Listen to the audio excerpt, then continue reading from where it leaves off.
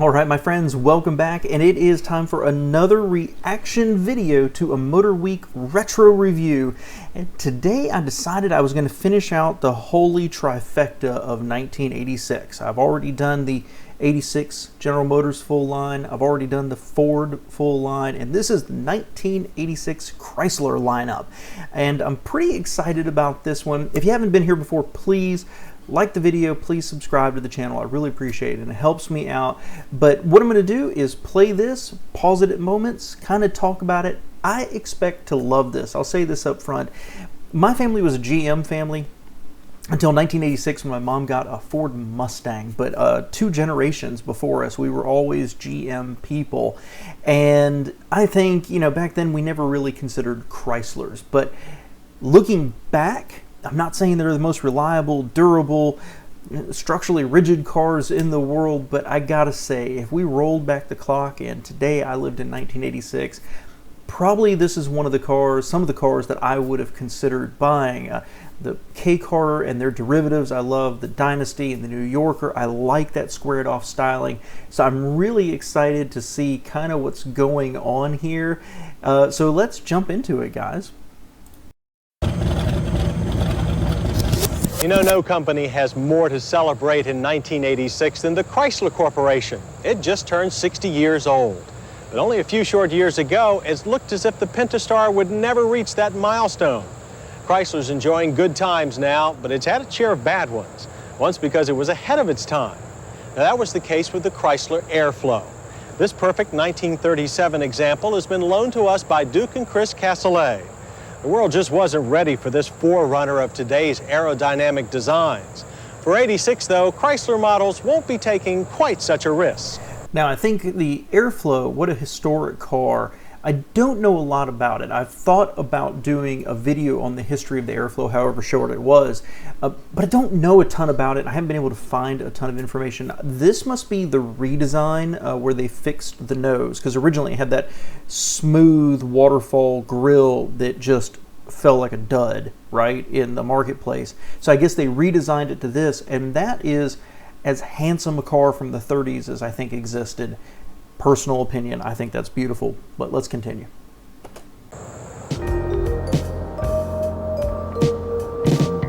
After 4 years of building record profits and sales and a frenzied schedule of new model introductions, Dodge and Chrysler Plymouth dealers will be humming mostly a carryover tune in 1986. But that doesn't mean Chrysler's engine has stalled. While changes are small, most of them are designed to make good products even better. Starting at the bottom of their homegrown front-drive family comes the venerable Plymouth Horizon and Dodge Omni subcompact 5-door hatchbacks. Except for the addition of a mandatory high-mounted stoplight, these L-bodies are unchanged for 1986. I gotta tell you, I like the Volkswagen, I like the Golf. I've said many times on this channel, I think the Golf is nearly the perfect car. And these, I've thought so many times about doing a video about the history of them. I just don't know there's a fun twist on it that I could bring to it. But, they had the Horizon over in Europe, decided they needed to bring it to America, and then changed basically everything about it, but made it look exactly the same. I don't ever remember really seeing a lot of these. Of course, the GLH was a cool model. I think these are sharp looking vehicles. Just the squared off front and that 2-box design, and I love hatchbacks, and I think it's a great looking vehicle. I've just never had a really high opinion of it overall, from a power perspective or from interior space use or reliability. But I do think this is a sharp looking vehicle. And honestly, how fun would it be to have one of those, at least for a short while, to kind of bomb around in these days? But let's see the interior. The hot-performing Dodge Omni GLH will continue to be Chrysler's rabbit eater, with 2 versions of their 2.2-liter 4, either a 110 horsepower high output model or the 146 horsepower turbo motor. The base engine will continue to be the Peugeot 1.6-liter, although a new Chrysler-made 1.8-liter might be added later in the year. That is, if Chrysler's next new chassis, the P-Car Plymouth Shadow and Dodge Sundance, appears on time next spring. The Shadow Sundance sedans, originally meant as replacements for the Omni Horizon, will be marketed as higher-line compacts. The three-door L bodies, Plymouth Turismo and Dodge Charger, also continue unchanged, and that includes the Shelby Charger, offering performance fans a bargain package of turbocharged power and flashy looks with small car economy and hatchback utility. Yeah, see, I always like these too. I think they are, most of the Chryslers of this period, I like them. I like them a lot. I think they looked boring, yet, I don't know, I can't describe it. It's not that they look more distinctive. It's like they embraced what they were better than the Ford and the GM products. It's a feeling more than anything else. I've always liked these. You know, they looked a little like a Mustang, but they were built on a more humble platform, front-wheel drive, turbocharged all to death in some cases. But I remember when I drove one, I didn't like it. And the reason was because it wasn't just that it sat low, it was that, like, it felt like the dashboard was up here, and I was looking out like this. Now, I'm not terribly short, I'm like 5'9", 5'10", but I felt like I was looking out of a bathtub the whole time. The door sill was really high too. You know, compare that with about that time, I guess, I was driving my Volkswagen Fox, and you know, granted, that's not a sports car. I get that. Don't flame me on that one, but you feel like you sat up like this, looking out over things. So that car really defines to me what it means to feel like you're driving a boat or driving a bathtub, that you felt like everything was so high. But I always liked how they looked and always thought they were pretty cool, at least until I drove one. Chrysler's premier hatchback sports machines, the Chrysler Laser and Dodge Daytona, become more serious performers in 1986. The striking Laser XT holds the top performance spot at Chrysler Plymouth showrooms. Sticky tires on cast 15-inch rims fill the wheel wells.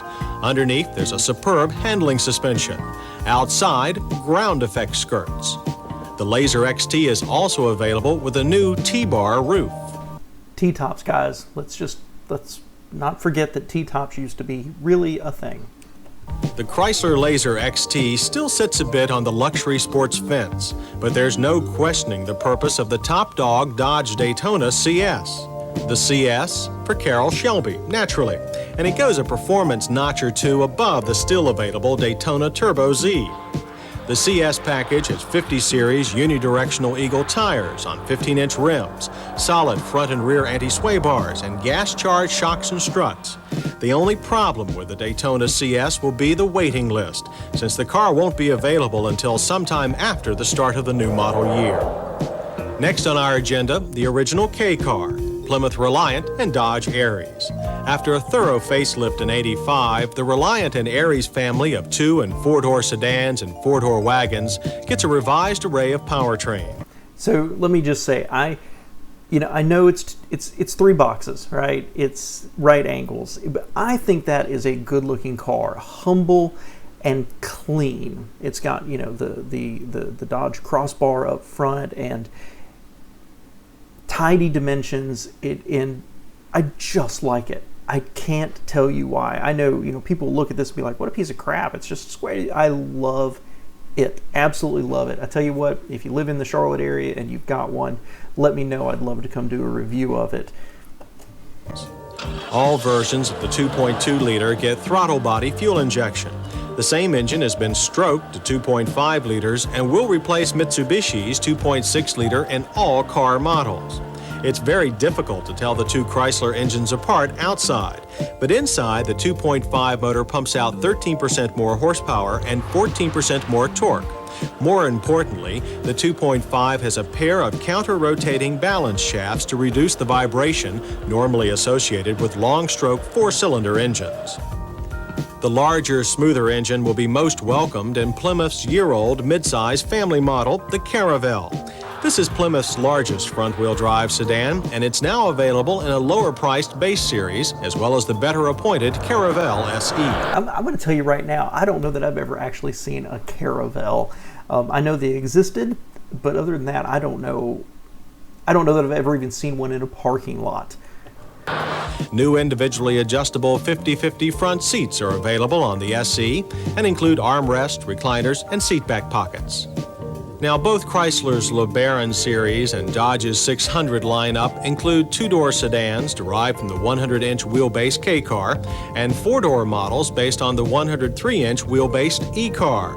Here are the most noticeable styling changes for all of Chrysler's products in 1986. Okay, so again, squared off, boring, 80s. I've always thought this model, LeBaron, drop top, right, convertible, I always thought it looked good because it wasn't super expensive. You know, you weren't looking at like a Mercedes convertible. It wasn't the cheapest in the world, but it fell in that middle where you got just a little bit of luxury and you got convertible too. I see the appeal of this. I still see the appeal of this.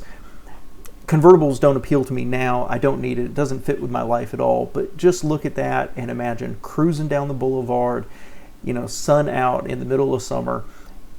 I get this car. I really do. Wouldn't have been on my shopping list if I was alive right now in 1986, but I get the appeal of it, and at least would have me looking. LeBaron, I don't love this model for them. This style, it's too obviously K-Car. The later LeBarons really started to look pretty sharp and get much more distinctive. This looks like a gussied up K-Car. Doesn't quite work for me, and certainly, you know, hopefully we get to see that Woody station wagon. I hate Woodies. I hate them, and I don't understand why they were popular at all. Bold new grills and rounded fenders, along with wraparound taillights and sleek quarter panels, give these upline mid-sized models new grace and style. A new electronic instrument cluster is offered, along with automatic load leveling for the Chrysler Town & Country wagon. I just don't get Woodies. You know, I understand that after the war, there were some manufacturers that actually built pieces out of wood, and somehow that became a thing, a style. It looks, honestly, this one looks like a skeleton, and it doesn't remotely resemble wood to me. I don't understand why anybody bought this, but there you go. That's my opinion. Wagon variant. Along with sedans and wagons, both lines will continue to offer convertibles, with the Dodge 600 ES Turbo Ragtop sporting thick tires and a competent handling suspension. And oh yes, convertibles too must carry the new high-mounted stoplight, although not as gracefully as we'd hope. Because of the extra safety device, the smart-looking trunk-top luggage rack is no longer offered. The LeBaron and 600 models also get a variety of interior and exterior trim changes. Chrysler will also continue to offer a slightly more overstuffed version of the E-Car, known as the New Yorker, and its 7-passenger front-drive limousine, with the 2.2 turbo the only powertrain offered. You know, I've always wondered, the K-Car has always gotten, I guess, kind of a reputation for being not the most structurally rigid car, right? And maybe it's in torsion more than anything else. And that as they continued to expand models and lengthen it and stretch it and reinforce it, it just became less and less of a good platform. But it is, I think there's a strong argument to be made, it is the most important platform that any car maker has ever come up with. But just consider if the K-Car was a relatively weak platform that flexed a lot, consider they could make limousines out of them, right? You would think that if it was that weak, that by stretching it, you'd have a lot more problems in the middle, right? But they didn't. I guess they had enough reinforcement to it. Who knows how slow that thing was? But I've always thought that was kind of a dichotomy, that here it is, it's super weak and it's super flexy, but you can stretch it, make it into a limousine. Now, Chrysler's Grand Touring hatchbacks, the LeBaron GTS and Dodge Lancer, were introduced early last spring, so it's not surprising that they too received few changes for 1986. Most notable is the now optional 2.5-liter engine. But since California is fast becoming a car market of its own, Dodge will try a special model of the Lancer there, complete with turbo motor and a host of aero aids, including a super-like top hatch spoiler and a ground effects package. 15-inch wheels and top handling hardware will also be included. This Lancer Pacifica looks like a fast, sunshine treat, even standing still. Tell me that car, okay, and I kind of like the body style. Isn't it interesting how many cars Chrysler had at the same time that all seem to fit into that compact mid-sized market? I mean, you've got the basic K car, and you've got the 600 above it, and then you've got the LeBaron, and then you've got the Lancer over here, and the GTS, and they all seem to be scrunched around the same size, just, you know, incremental little steps up. But tell me that Lancer in white, tell me that doesn't scream the 80s to you. I mean, I see that, and I know it's the, you know, Pacifico edition. That screams Miami Vice to me. It really does. Gosh. But as modern and forward-thinking as all of these Chrysler front-drive car lines are, popularity of the rear-drive M bodies continues. The mid-size four doors are also a favorite of the Law and Order set, available as the Dodge Diplomat and Plymouth Grand Fury. In addition, the very opulent Chrysler Fifth Avenue continues as a luxury car bargain. All are powered by a 5.2... There you go. There's some of my favorite words. Luxury car bargain. 2-liter V8, making the Diplomat, Grand Fury, and Fifth Avenue Chrysler's last 8-cylinder car line. Although technically engineered as a van, there is little question that the Plymouth Voyager and Dodge Caravan have taken the family station wagon market by storm. Again, changes for 1986 are minimal. Most noticeable, a new front air dam. It's now rounded at the edges. This is the only family vehicle that will still offer the Mitsubishi 2.6-liter 4 as an option. A new imported V6, so badly needed, is still a year away. Other Chrysler-made and imported trucks from the Dodge boys get the same kinds of detailed changes as the car lines this year. Grills are altered, with more features offered. The versatile Ram Charger continues to be the only model in its weight class available in both 2- and 4-wheel drive models. With space for up to 6, it is one of the best values in full-size sports utility vehicles on any kind of road. They say best value. When I have driven one of those, and it was an unbelievably primitive machine. You know, for those of you who maybe are younger than me, and you've seen the modern trucks where you've got, you know, leather and carpet and just carpet and infotainment and air conditioning and everything else, you go back and drive a 1986 sport utility, and it is a bare bones pickup truck. The one I drove had it didn't have carpet, it just had like rubber thrown down on the floor. I don't think it had air conditioning either, but it was slow and it was truckish, but you did feel like you go absolutely anywhere in it, but it felt so utility. It didn't feel like a minivan replacement like you would see with, say, like the Chevy Tahoe today or the Ford Explorer, things like that. It was a primitive machine. The imported Ram 50 and Power Ram 50 are made by Mitsubishi, and they're the source of all of Chrysler's current imported models. That includes the Dodge and Plymouth Colt subcompacts. Since they were totally redesigned only last year, they remain also mostly unaltered, except for the reduction of available body styles. Now, while the 3-door hatchback and 4-door sedan remain, the 5-door hatchback will no longer be imported. Now, why would they offer... And you see this in the 80s, you see it a lot, and certainly like with General Motors, they had so many little models on top of each other. Why, if Chrysler had the Omni and the Horizon, would they be offering a rebadged Colt? Or a rebadged Mitsubishi, excuse me, the Colt? I get it, and honestly I think the Colt would be the more reliable of them, but why? You know, if you've got your own that you're building, why would you continue to import this unless there was a contractual requirement to? Why offer two that were at basically the same market level? The sedan will now be available in the base Colt L trim, as well as DL and Premier. Standard power is a 68 horsepower 1.5-liter 4, with this 102-horse 1.6-liter turbo motor included on the hatchback GTS turbo and sedan Premier. 102 horsepower. That's the upmarket engine. That's the GTS version.